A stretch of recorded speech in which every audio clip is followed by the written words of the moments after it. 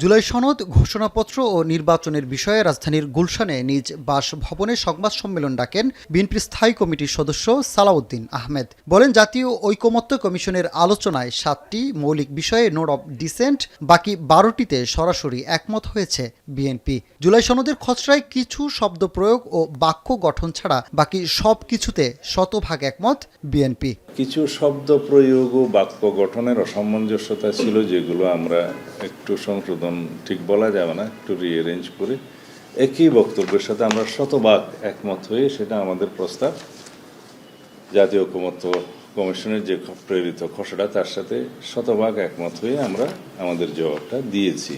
তবে জুলাই সনদের আইনগত ভিত্তি ও বাস্তবায়ন প্রক্রিয়া কি হবে তা নিয়ে সবার সঙ্গে আলোচনায় বসতে রাজি বিএনপি। নির্বাচিত সরকারের কাছে জুলাই সনদ বাস্তবায়নের দায়িত্ব না দেয় এনসিপির প্রস্তাব রাজনৈতিক অনভিজ্ঞতা বলে মনে করেন তিনি।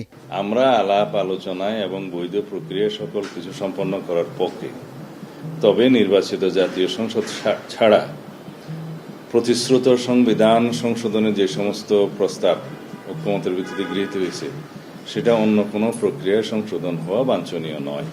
এদিকে মঙ্গলবার রাজধানীর মানিক মিয়া অ্যাভিনিউতে জুলাই ঘোষণাপত্র পাঠের অনুষ্ঠানে আমন্ত্রণ পাননি বলে জানান বিএনপির এই নেতা। দাওয়াত পেলেও যাবে কিনা সে বিষয়ে পরে সিদ্ধান্ত নেবে দলটি।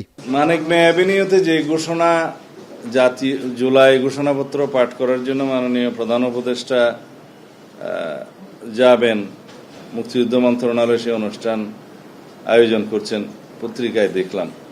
সেটাতে আমরা এখনো আমন্ত্রণ পাইনি, সুতরাং বলতে পারবো না। প্রধান উপদেষ্টা ডক্টর মোহাম্মদ ইউনূস হয়তো শিগগিরই জাতির উদ্দেশ্যে ভাষণের মধ্য দিয়ে জাতীয় নির্বাচনের ঘোষণা দেবেন। নির্বাচন কমিশনকে না জানানোর পূর্ব পর্যন্ত অপেক্ষায় আছে বিএনপি।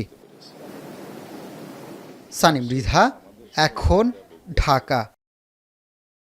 শিয়া বাটার ও ভিটামিন ই সমৃদ্ধ লিলি হালাল বিউটি সোপ, তারুণ্যময় উজ্জ্বল ত্বকের জন্য।